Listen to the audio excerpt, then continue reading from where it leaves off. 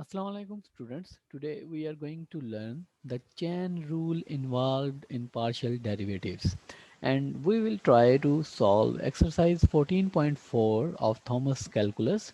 Also we will learn to draw the tree diagrams to derive the formula of chain rule. Okay, अगर हमारे पास एक function हो, let's say एक function w है आपके पास जो डिपेंड करता है, w depends on x and x जो है वो डिपेंड करता है t पे।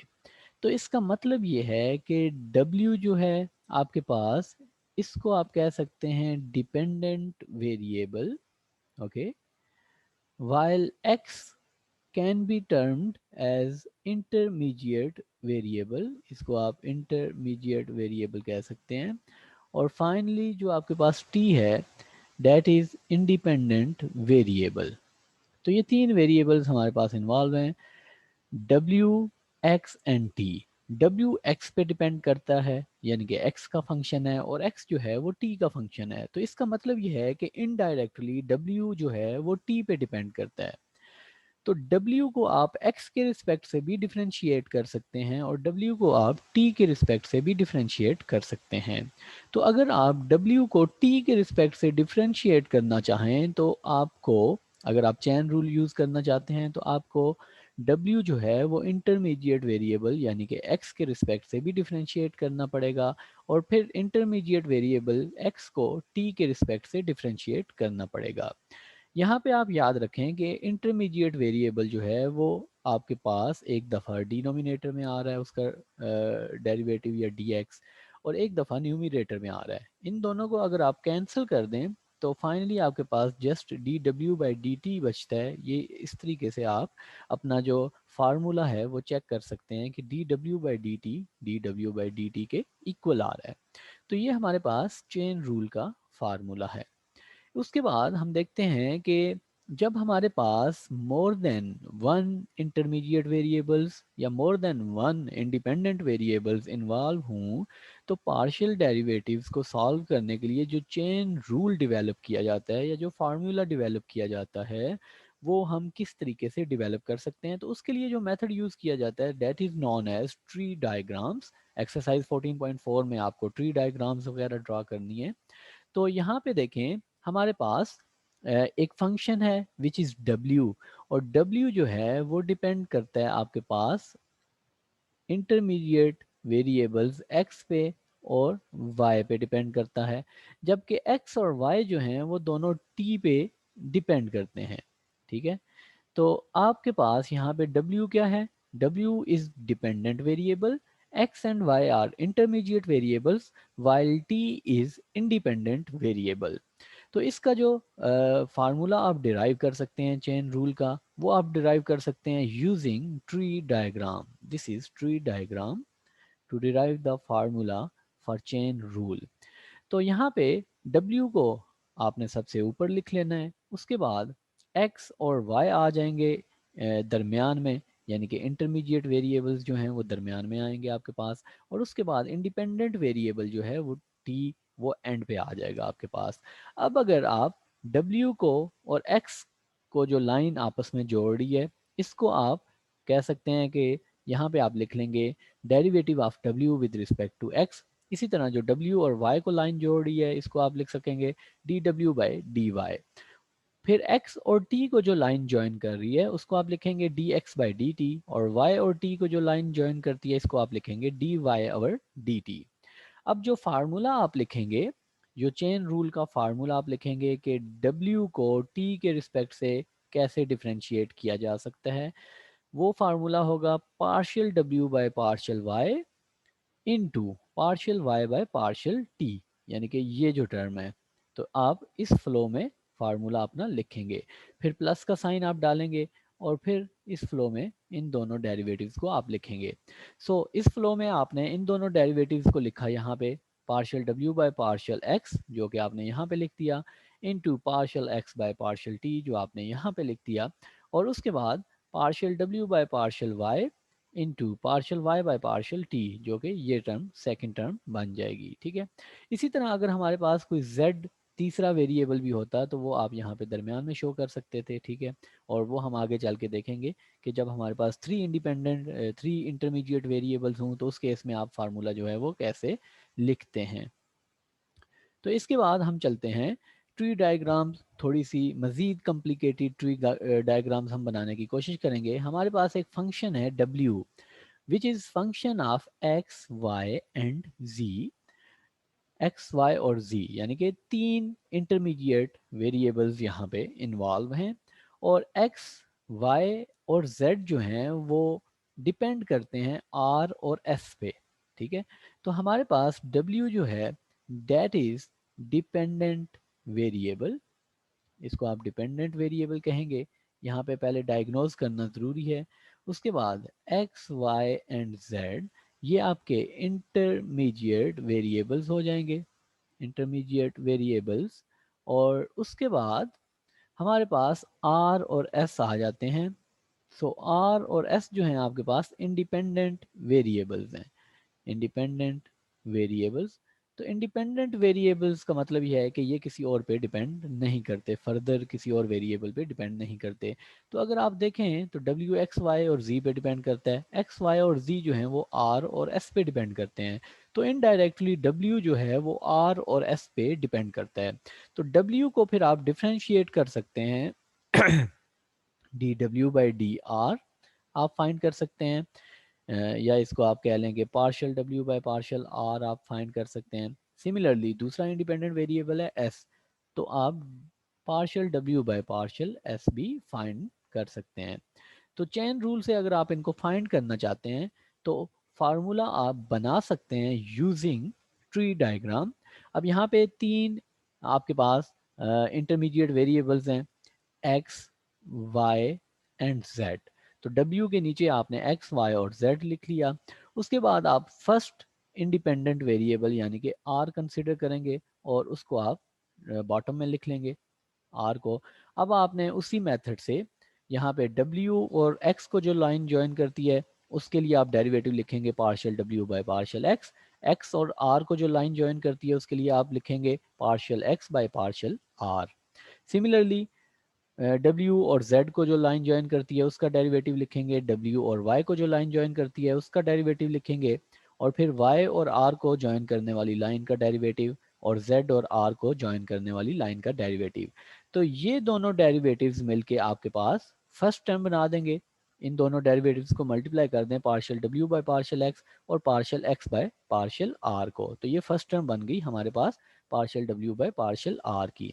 उसके बाद आपने इन इन दो डेरिवेटिव्स को, ये जो आपके पास ये डेरिवेटिव है y वाले, इनको ज्वाइन करके आपने बना देनी है सेकंड टर्म, और उसके बाद z वाले दोनों डेरिवेटिव्स जो हैं ये थर्ड टर्म आपके पास बना देंगे। तो ये हमारे पास ट्री डायग्राम बन जाएगी फर्स्ट इंडिपेंडेंट वेरिएबल r के लिए, और ये फार्मूला हमने डेवलप कर लिया इस ट्री डायग्राम को यूज करते हुए। सेकंड इंडिपेंडेंट वेरिएबल था हमारे पास s, और फिर आपने बॉटम में जस्ट s लिख लेना है, और अगेन सेम मेथड से आप ट्री डायग्राम बनाएंगे। जहाँ पे आर आ रहा था हमारे पास अब वहाँ पे एस आता जाएगा। ठीक है, और ये एस के लिए आप पार्शियल डेरिवेटिव लिख लेंगे, यानी कि चेन रूल लिख लेंगे।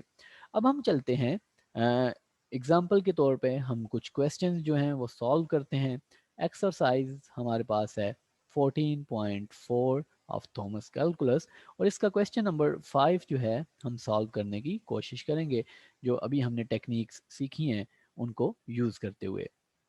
तो क्वेश्चन है हमारे पास w equals to 2y e power x minus natural log of z, और हमें गिवन है x equals to natural log of T square plus 1, y given है हमें tan इनवर्स ऑफ t, और उसके बाद z हमें गिवन है e पावर t।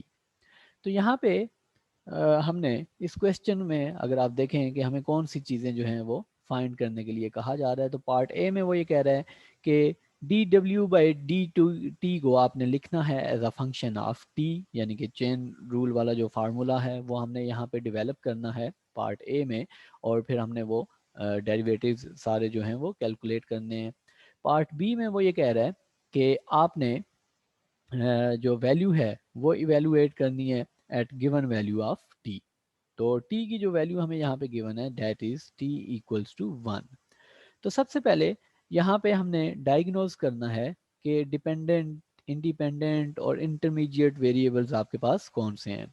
तो W जो है वो आपके पास डिपेंडेंट वेरिएबल है, और X, Y और Z ये आपके पास इंटरमीडिएट वेरिएबल्स हैं, और जो आपके पास इंडिपेंडेंट वेरिएबल है वो जस्ट आपके पास T है। सो T इज इंडिपेंडेंट वेरिएबल। अब हम आ जाते हैं कि ट्री डायग्राम हम यहाँ पे ड्रॉ करेंगे। ट्री डायग्राम के अकॉर्डिंग हम अपना फार्मूला जो है वो डेवलप कर लेंगे। तो ट्री डायग्राम इस केस में क्या होगी वो हम देखते हैं। तो ट्री डायग्राम बनाने का मेथड ये है कि सबसे ऊपर हमारे पास जो हमारा डिपेंडेंट वेरिएबल है W वो आ जाएगा, और उसके बाद आपने जो आपके इंटरमीडिएट वेरिएबल्स हैं X, Y और Z वो आपने यहाँ पे लिख लेने हैं, और उसके बाद आपका जो इंडिपेंडेंट वेरिएबल है T वो यहाँ पे आ जाएगा बॉटम में। तो इनको आप लाइंस को आपस में यूं ज्वाइन कर दें। उसके बाद आपने W और X वाली लाइन के लिए जो डेरिवेटिव लिखना है वो आपके पास होगा partial W by partial X। X और T को जो लाइन ज्वाइन करती है उसका डेरिवेटिव होगा partial X by partial T। Similarly जो W और Y को लाइन ज्वाइन करती है इसका डेरिवेटिव होगा partial W by partial Y, और Y और T को ज्वाइन करने वाली लाइन का डेरिवेटिव होगा partial Y by partial T। W और Z को ज्वाइन करने वाली लाइन का डेरिवेटिव होगा partial W by partial Z, और Z और T को ज्वाइन करने वाली लाइन का डेरिवेटिव होगा partial Z by partial T। अब आपने क्या करना है कि आपने इन दो डेरिवेटिव्स को मिला के फर्स्ट टर्म बनानी है, इन दो डेरिवेटिव्स को मिला के आपने सेकंड टर्म बनानी है, और इन दो डेरिवेटिव्स को मिला के आपने थर्ड टर्म जो है वो बना लेनी है। तो इन डेरिवेटिव्स को मिलाने के बाद जो हमारे पास फार्मूला बनता है that is dw by dt equals to partial w by partial x into partial x by partial t। Partial x और पार्शियल एक्स आप कैंसिल कर लें तो आपके पास बचेगा पार्शियल डब्ल्यू बाय पार्शियल टी, जो कि इसके इक्वल है। तो इसका मतलब है हमारा फार्मूला करेक्ट है। देन पार्शियल डब्ल्यू by partial y into partial y by partial t, और टी जो आपके पास ये थर्ड जो आपके पास वेरिएबल था, इन दोनों डेरिवेटिव्स को ज्वाइन करके जो आपके पास लाइन बनेगी, जो टर्म बनेगी दैट इज पार्शियल डब्ल्यू by partial z into partial z by partial t. तो ये हमारे पास फार्मूला बन गया। अब इस फार्मूला में देखें तो आपको 6 डेरिवेटिव्स जो हैं पार्शियल डेरिवेटिव्स वो आपने फाइंड करने हैं। ये फर्स्ट हो गया, सेकंड, थर्ड, फोर्थ, फिफ्थ और सिक्स। तो ये 6 डेरिवेटिव्स आप अगर फाइंड कर लेंगे और उनकी वैल्यूज यहाँ पे पुट करेंगे तो आपके पास partial D W by D T आ जाएगा। तो हमने पार्शियल डेरिवेटिव्स फाइंड करना सीखा था अपने लास्ट लेक्चर में, 14.3 का जो हमारा लेक्चर था उसमें। तो सबसे पहले हम देखते हैं कि हमारे पास W क्या था। तो W की वैल्यू थी हमारे पास 2y e power x minus natural log of z। तो यहाँ पे देखें आपको partial W by partial x चाहिए। So partial W by partial x, partial derivatives का ये मतलब है कि जस्ट आपने x वाली टर्म का डेरिवेटिव लेना है और बाकी टर्म्स को आपने एज अ कांस्टेंट ट्रीट करना है। तो 2y को एज अ कांस्टेंट ट्रीट करें तो 2y यहीं पे रहेगा, और partial by partial x of E X आ जाएगा माइनस, और जब आप नेचुरल लॉग ऑफ z को एज अ कांस्टेंट ट्रीट करेंगे तो इसका derivative with respect to x zero आ जाएगा। तो आपका आंसर आ जाएगा 2y e power x। Similarly partial w by partial y आपके पास आ जाएगा जब आप y का डेरिवेटिव लेंगे और बाकी तमाम टर्म्स को x और z वाली टर्म्स को एज अ कांस्टेंट ट्रीट करेंगे। तो आंसर आपका आ जाएगा 2 के इक्वल, और 2 इंटू ई एक्स, 2 और ई एक्स को एज अ कांस्टेंट ट्रीट किया, y का डेरिवेटिव 1 आ गया, so we have 2 E X. और partial w by partial z आपने कैलकुलेट करना है। तो फर्स्ट टर्म का यहाँ पे देखें y और x वाली टर्म्स हैं, ये एज अ कांस्टेंट ट्रीट होंगी और कांस्टेंट का डेरिवेटिव 0 होता है। So zero minus natural log of z का derivative with respect to z जब आप कंसिडर करेंगे that will be 1 divided by z, so final answer is minus 1 divided by z। तो ये हमने देखें partial w by partial x calculate कर लिया, partial w by partial y, partial w by partial z calculate कर लिया। अब हमने डेरिवेटिव्स कैलकुलेट करने हैं partial x by partial t, partial y over partial t and partial z over partial t। तो हमारी ये फर्स्ट वैल्यू है, इसको आप वैल्यू a कह लें अपनी, ये वैल्यू हमारी b है और ये वैल्यू हमारी c है। अब हम आ जाते हैं x के ऊपर। x था हमारे पास natural log of T square plus 1 और हमें यहाँ पे चाहिए partial x by partial t। So partial x divided by partial t हमारे पास आ जाएगा partial by partial t of natural log of T square plus 1।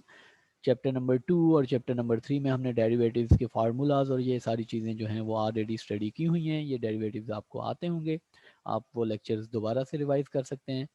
तो हमारे पास आंसर आ जाएगा डेरिवेटिव का 1 divide by t square plus 1 into partial by partial T of t square plus 1. So the final answer for partial x divided by partial t is 2t divided by t square plus 1. So let's say this is d. उसके बाद हमारे पास partial y by partial t की भी value require है। तो y हमारे पास था, y की वैल्यू थी आपको जो वैल्यू y की गिवन है that is tan inverse of t। So partial y over partial t equals to partial by partial t of tan inverse t। तो tan इनवर्स का जो आपके पास डेरिवेटिव का फार्मूला है that is 1 divide by t square plus 1। So partial y divided by partial t आपके पास आ जाएगा 1 divide by t square plus 1 और इस वैल्यू को आप ई कह लें। उसके बाद हमारे पास z की वैल्यू रिक्वायर है, यानी कि partial z by partial t require है आपके पास इक्वेशन 1 में। सो z इक्वल्स टू था आपके पास e पावर t। तो partial z divided by partial t जब आप फाइंड करेंगे तो आंसर आ जाएगा e पावर t और इसको आप f कह लें। तो आपको इक्वेशन 1 में 6 डेरिवेटिव्स रिक्वायर थे और हमने वो 6 डेरिवेटिव्स फाइंड कर लिए हैं, ये a b c d e f। तो इन सारों की वैल्यूज आप इक्वेशन 1 में पुट कर देंगे। Put all values in equation 1। Equation 1 में जब आप सारी वैल्यूज पुट करेंगे तो D W by D T का आपके पास आंसर आएगा। सारी वैल्यूज जो हैं वो मैं पुट करता जाता हूँ। सो 2y ई पावर x और नेक्स्ट में हमारे पास जो partial x by partial t की वैल्यू है that is 2t divide by t square plus 1। और उसके बाद हमारे पास वैल्यू है partial w by partial y की that is 2y sorry 2ex value थी और ये ओवरऑल हमारे पास जो सेकंड टर्म बन जाएगी that is 2ex divide by 1 plus T square. Sorry यहाँ पे y जो है वो नहीं आता और नेक्स्ट टर्म आपके पास बन जाएगी minus 1 divide bye z into ई पावर टी। ये सारी वैल्यूज़ जो हैं हमने पुट कर दी इक्वेशन नंबर 1 में। अब आपने यहाँ पे क्या करना है कि यहाँ पे अब आपने x, y और z की वैल्यूज़ जो हैं वो पुट करनी है, ठीक है, क्योंकि आपने जो एक्सप्रेशन है वो जस्ट t की टर्म्स में लिखना है। तो put values of x, y and z।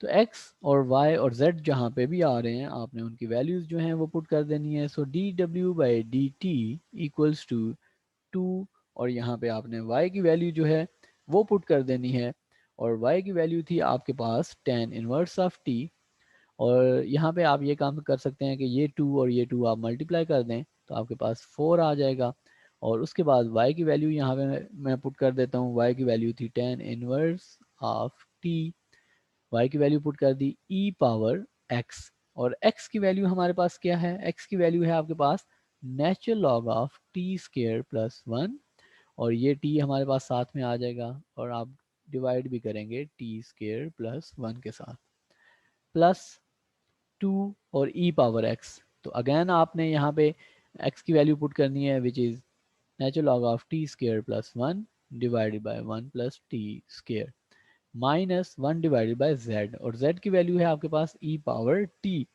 और साथ में e पावर t भी आ रहा है तो ये दोनों टर्म्स तो कैंसिल हो जाएंगी।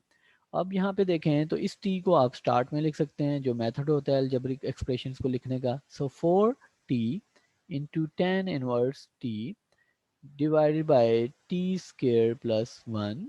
अब यहाँ पे e power natural log of T square plus one जो टर्म आ रही है, तो आप एक फार्मूला जानते होंगे। ये फार्मूला हमने डेरिवेटिव्स के चैप्टर्स में जब हमारे पास डिफरेंट एक्सप्रेशंस आ रहे थे, तो लॉगरिथमिक फंक्शंस वाला जो हमारा लेक्चर है, डेरिवेटिव्स ऑफ लॉगरिथमिक फंक्शंस, तो वहाँ पे हमने एक फार्मूला पढ़ा हुआ है, e power natural log of x equals to x.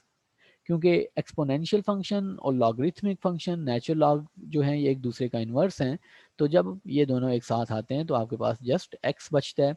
सो अगर हमारे पास e power natural log of T square plus one होगा, तो आपके पास ये इक्वल होगा टी स्केयर प्लस वन के। तो यहाँ पे हमारे पास e power natural log of T square plus one है, तो ये टी स्केयर प्लस वन के इक्वल आएगा, plus two divide by one plus T square, और यहाँ पे भी आप वही काम करेंगे, इसको आप लिख सकते हैं टी स्केयर प्लस वन के इक्वल माइनस वन। तो स्टूडेंट्स यहाँ पे T square plus one T square plus one के साथ कैंसिल हो जाएंगे, और आपके पास फाइनल आंसर आएगा four T ten inverse T plus two minus one D W by D T का ये आपके पास आंसर आ रहा है। टू माइनस वन को आप वन लिख सकते हैं। So finally D W by D T आपके पास आ जाएगा four T into tan inverse of T plus one. तो ये हमारे पास फाइनल आंसर आ गया D W by D T का। जो दूसरा मेथड उसने हमें यूज़ करने के लिए कहा है, वो ये कहा है कि आप डायरेक्टली वैल्यूज़ पुट कर दें एक्स वाई और जेड की, और फिर डेरिवेटिव कैलकुलेट करके देखें तो आपके पास आंसर क्या आता है। सो अल्टरनेट मेथड जो होगा हमारे पास वो ये है कि w हमारे पास था two y e power x minus natural log of z. अब अगर आप यहाँ पे डायरेक्टली स्टार्ट में ही एक्स वाई और जेड की वैल्यूज पुट कर दें, तो वाई की वैल्यू है हमारे पास टेन इनवर्स टी, और x की वैल्यू है हमारे पास natural log of T square plus one minus natural log of, और z की वैल्यू क्या है e पावर t। तो w को आप अगर सिंप्लीफाई करें तो टू टेन इनवर्स t, और इस फंक्शन को e power natural log of T square plus one को आप लिख सकते हैं T square plus one minus power जो है नीचे आ जाएगी, और आपके पास जस्ट बचेगा नेचुरल लॉग ऑफ ई, और नेचुरल लॉग ऑफ ई जो है वो आपके पास वन के इक्वल होता है। सो डब्ल्यू आपके पास आ जाएगा two into T square plus one into tan inverse T minus T. ये हमारे पास W की वैल्यू आ गई। अब अगर आप W को डिफरेंशिएट करें विद रिस्पेक्ट टू T, तो हम देखते हैं कि हमारे पास क्या आंसर इस केस में आएगा।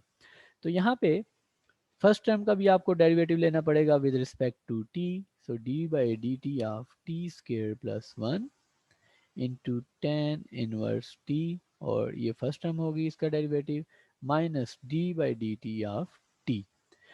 स्टूडेंट्स यहाँ पे फर्स्ट टर्म में आपको प्रोडक्ट रूल जो है वो अप्लाई करना पड़ेगा। So t square plus one, और फिर d by D t of second term which is tan inverse t, फिर प्लस का साइन, और फिर सेकेंड टर्म, और फिर derivative of first term which is t square plus one, और minus derivative of t with respect to t आपके पास one के इक्वल आ जाएगा। तो हमारे पास ये एक्सप्रेशन हो जाएगा two into T square plus one, और टेन इनवर्स टी का डेरिवेटिव आपके पास आता है one divided by t square plus one, और ये डिनोमिनेटर में T square plus one numerator के टी स्केयर प्लस वन के साथ कैंसिल हो गया, plus ten inverse T plus ten inverse t, और टी स्केयर प्लस वन का डेरिवेटिव आ जाएगा टू टी के equal minus one. Next page पे चलते हैं। तो इस एक्सप्रेशन को अब आप सिंप्लीफाई करें तो D W by D T आपके पास आता है four T into tan inverse T plus one. Again आपके पास वही आंसर आ रहा है जो आपने चेन रूल वाले मेथड से सॉल्व करके फाइंड किया था आंसर। सो हमारा आंसर जो है वो सेम आ रहा है। तो आप कोई भी मेथड यूज़ करें, आपका आंसर जो है वो हमेशा सेम आएगा। जो हमारा तीसरा पार्ट था क्वेश्चन का, उसमें ये था कि आपने d W by D t की वैल्यू कैलकुलेट करनी है at t equals to one. तो ऊपर वाले एक्सप्रेशन में आप t इक्वल्स टू 1 पुट कर दें तो हमारे पास 4 into 1 into 10 inverse of 1 plus 1 आ जाएगा। अब आप कैलकुलेटर पे अगर 10 इनवर्स ऑफ 1 फाइंड करें तो आपका आंसर आएगा 45 डिग्रीज। और 45 डिग्रीज को अगर पाई की लैंग्वेज में आप लिखें तो that is pi divided by 4, क्योंकि पाई जो है वो 180 डिग्री के इक्वल होता है। तो 180 डिग्री डिवाइडेड बाय 4 आपके पास आ जाता है 45 degrees. So pi divided by 4 जो है वो आप 45 डिग्रीज को लिख सकते हैं। तो हमारा आंसर आ जाएगा 4 into pi divided by 4 plus 1। 4 और 4 कैंसिल हो जाएंगे तो फाइनल आंसर आएगा pi plus 1। So D W by D T equals to pi plus 1 at t equals to 1। Okay students, तो ये हमारा क्वेश्चन था जिसमें हमने चेन रूल को यूज़ करते हुए क्वेश्चन जो है वो सॉल्व किया। अब हमारे पास एक और क्वेश्चन है 7 और 8 और इसी तरह जो फर्दर क्वेश्चन हैं इस एक्सरसाइज में वो भी सिमिलर मेथड से आपके पास होते हैं। जस्ट यहाँ पे अगर आप क्वेश्चन 7 और 8 को देखें तो आपके पास इंडिपेंडेंट वेरिएबल्स जो हैं वो 2 इंडिपेंडेंट वेरिएबल्स हैं। आपको z की वैल्यू गिवन है और z डिपेंड करता है x और y पे। सो z जो है आपका डिपेंडेंट वेरिएबल है इस केस में। और उसके बाद x और y, z जो है वो देखें x और y पे डिपेंड कर रहा है। तो x और y जो हैं वो आपके इंटरमीडिएट वेरिएबल्स हैं इस केस में। और उसके बाद x जो है वो u और v पे फर्दर डिपेंड करता है और y भी जो है वो u और v पे डिपेंड करता है अगर आप x और y के एक्सप्रेशंस देखें तो। सो आपके पास जो u और v है date are independent variables.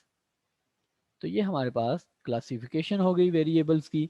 z dependent variable है, x y इंटरमीडिएट और u और v जो हैं वो इंडिपेंडेंट वेरिएबल्स हैं। तो इस केस में z जो है वो इनडायरेक्टली डिपेंड करता है u पे भी और v पे भी।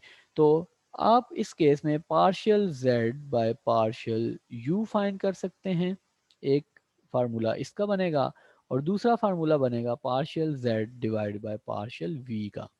तो क्योंकि दो इंडिपेंडेंट वेरिएबल्स पे डिपेंड करता है तो दोनों का अलग अलग फार्मूला आप यहाँ पे बना सकते हैं। और जब आप ये दोनों डेरिवेटिव्स कैलकुलेट कर लेंगे तो आपने फिर इनकी वैल्यूज कैलकुलेट करनी है at u equals to 2 and v equals to pi divided by 4 पे। तो हम फार्मूला यहाँ पे डेवलप कर लेते हैं। बाकी प्रोसीजर जो है वो सेम होगा जिस तरह से हमने बाकी पिछले क्वेश्चन में देखा है। तो इन दोनों का फार्मूला जो है वो डिराइव करने के लिए हमें ट्री डायग्राम जो है वो ड्रॉ करनी पड़ेगी। तो हमारे पास z गिवन है और z जो है वो x और y पे डिपेंड करता है। सो z depends on x and y और x और y जो हैं वो डिपेंड करते हैं u पे और सिमिलरली x और y v पे भी डिपेंड करते हैं। सो दो ट्री डायग्राम्स आपको यहाँ पे बनानी पड़ेंगी x और y। उसके बाद अब आपने जो लाइंस आपस में ज्वाइन हो रही हैं उनके लिए आपने डेरिवेटिव्स लिख लेने हैं partial z by partial x और x और u वाली लाइन के लिए partial x by partial u, z और y वाली लाइन के लिए partial z by partial y और y और u वाली लाइन के लिए partial y by partial u। Similarly यहाँ पे भी आपने डेरिवेटिव्स लिख लेने हैं partial x divided by partial v, z और y वाली लाइन के लिए partial z by partial y और y और v वाली लाइन के लिए partial y divided by partial v। तो अब हम फार्मूला लिख सकते हैं कि z जो है वो u के रिस्पेक्ट से कैसे डिफरेंशिएट हो सकता है। So partial z by partial u equals to, इन दो डेरिवेटिव्स को ज्वाइन करें तो फर्स्ट टर्म बन जाएगी partial z divided by partial x into partial x divided by partial u plus इन दो डेरिवेटिव्स को ज्वाइन करें तो सेकंड टर्म बन जाएगी partial z divided by partial y into partial y divided by partial u। तो ये हमारे पास z का जब आप डेरिवेटिव कैलकुलेट करें विद रिस्पेक्ट टू u तो आप ये फार्मूला यूज़ करेंगे। और नेक्स्ट जो है कि जब आप z का derivative with respect to v calculate करना चाहें तो partial z divided by partial v का फार्मूला बनेगा। इन दोनों डेरिवेटिव्स को आप ज्वाइन करेंगे partial z divided by partial x into partial x divided by partial v plus partial z divided by partial y और पार्शियल y और partial v को आप ज्वाइन करेंगे। So partial z divided by partial y into partial y divided by partial v। तो हमने यहाँ पे इन derivatives को कैलकुलेट करने के लिए हमें ये 8 डेरिवेटिव्स चाहिए, 1 2 3 4 5 6 7 8। तो ये सिंपल डेरिवेटिव्स हैं। z का डेरिवेटिव आपको चाहिए विद रिस्पेक्ट टू x, तो z का derivative with respect to x आप इजीली कैलकुलेट कर सकते हैं। फिर x का derivative with respect to u, और पार्शियल डेरिवेटिव्स के जो रूल्स हैं उनको यूज़ करते हुए आप डेरिवेटिव्स कैलकुलेट कर लेंगे, जो हमने फार्मूलाज या पार्शियल डेरिवेटिव का जो मेथड सीखा था अपने प्रीवियस लेक्चर एक्सरसाइज 14.3 में। तो ये वो क्वेश्चंस हैं जिनको सॉल्व करके और ये ट्री डायग्राम्स जिनको आप अंडरस्टैंड करके इजीली एक्सरसाइज 14.4 को और चेन रूल को आप इजीली अंडरस्टैंड कर सकते हैं। अपना ख्याल रखें। अल्लाह हाफिज़।